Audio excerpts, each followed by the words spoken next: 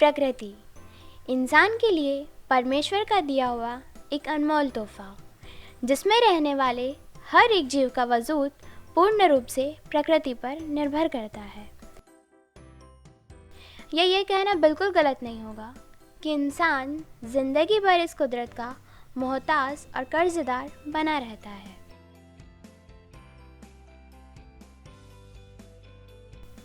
और आखिर क्यों ना हो, इस ज़मीन पे इंसान का इतिहास जब से शुरू हुआ है तब से हर सभ्यता को कुदरत ने बेशकीमती चीज़ दी है।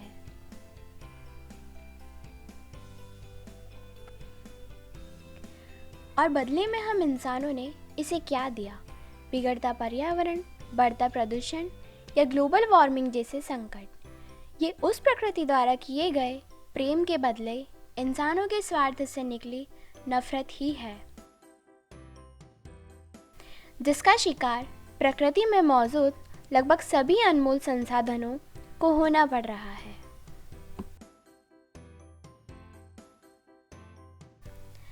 आखिरकार हमारे भी तो कुछ फर्ज बनते हैं इस कुदरत की खातिर। कुछ ऐसे ही विचारों से मन भरा पड़ा था। बार बार एक ही चिंता मन को खाए जा रही थी कि कैसे युवाओं को, जो कि इंसान की सबसे ऊर्जावान अवस्था होती है, इस कुदरत और इसमें मौजूद सभी जीवों से प्रेम करने के लिए प्रेरित किया जाए।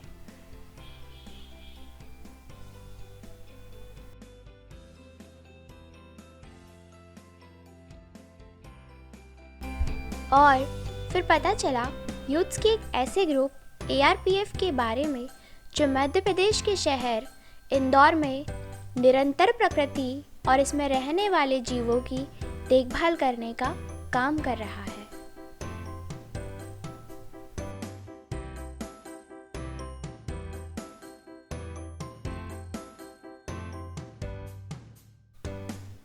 ये सब जानने के बाद हम अपने आप को युवाओं के इस ग्रुप से मिलने से रोक नहीं सके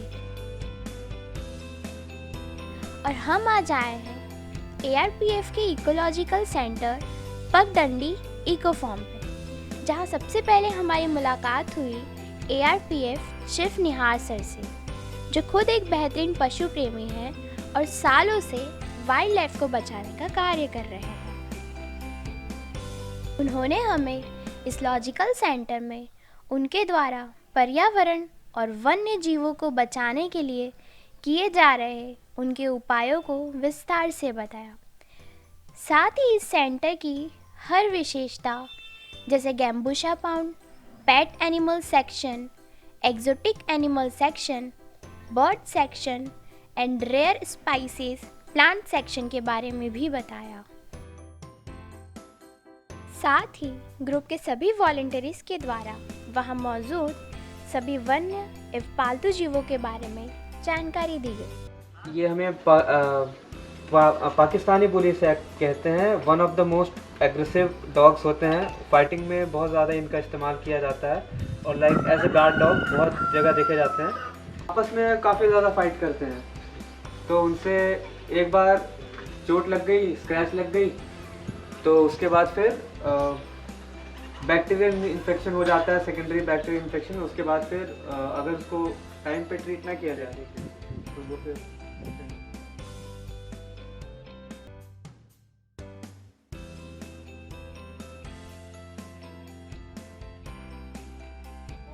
ये जो बेसिकली प्लांट है ये पारिजात का है। इसके पीछे एक इंटरेस्टिंग स्टोरी है कि ये जो प्लांट है वो, इसकी जो रूट्स थी, एंसेस्टर रूट्स थे, वो बेसिकली अर्थ पे नहीं थी। ऐसा माइथोलॉजी में है कि ये जो प्लांट था वो स्वर्ग से लाया हुआ था धरती पे, और इकलौता ऐसा प्लांट है जिसके फ्लावर्स जो होते हैं उनकी जो स्टेम होती है वो ग्रीन या ब्राउन कलर की नहीं होती है, वो ऑरेंज कलर की होती है। तो पूरे वर्ल्ड में कोई भी ऐसा फ्लावर नहीं है इसके अलावा जिसकी स्टेम जो होगी वो ऑरेंज कलर की होगी। जैसा आप देख सकते हैं ये इसका फ्लावर वाइट कलर का होता है।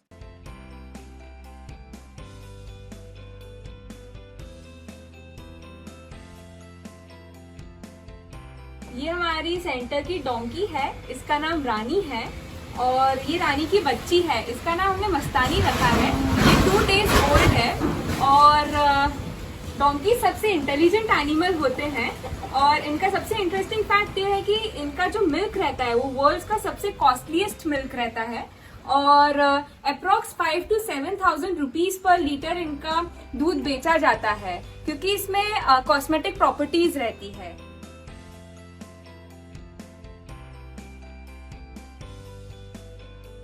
ये अर्जुन का पौधा है और ये बेसिकली एक मेडिसिनल प्लांट है और इसकी जो बार्क होती है, जो स्टेम से बार्क होती है, इसको यूज़ करते हैं कोलेस्ट्रॉल कंट्रोल करने के लिए, यानी हार्ट से रिलेटेड डिसीज़ के लिए बहुत यूज़फुल होता है।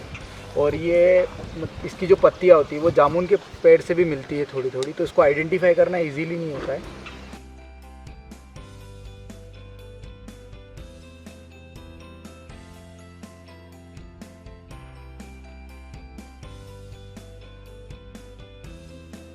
ये टर्की है जी। और जैसे कि लोग सोचते हैं कि टर्की से ही आता होगा, पर ये नेटिव टू साउथ अमेरिका है और जो हमारे पास जो स्पेसिमेंट्स हैं वो असल में रेस्क्यूड होके आए हैं।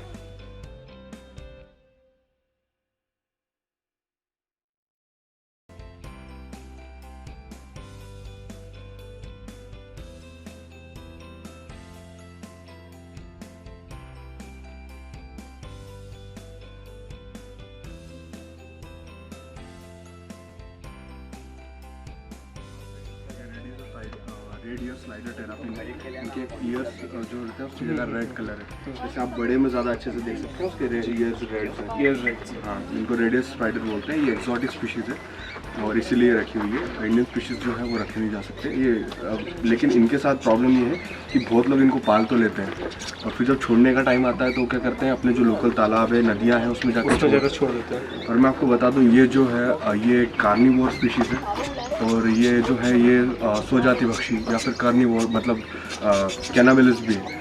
तो ये क्या करते हैं, जिस तरह अगर आपने इनको लोकल बॉडी में छोड़ा तो वहाँ पर जो लोकल आपके टर्टल्स होते हैं, जैसे अपने यहाँ पे जो मिलते हैं इंडियन फ्लैपशेल टर्टल्स मिलते हैं अपने यहाँ पर, उनके लिए खतरा है, ये उनको खा लेते हैं और ये डायरेक्टली डिस्ट्रॉय करते हैं क्योंकि ये बाहर की स्पीशीज़ है, ये उन हिसाब से बने हुए हैं और यहाँ की जो चीज़ें हैं वो इनके लिए बराबर नहीं है। और ये यहाँ की जो अपनी फूड साइकिल है उसमें भी प्रॉपर मैनेज नहीं कर पाते। ये इस तरह के ये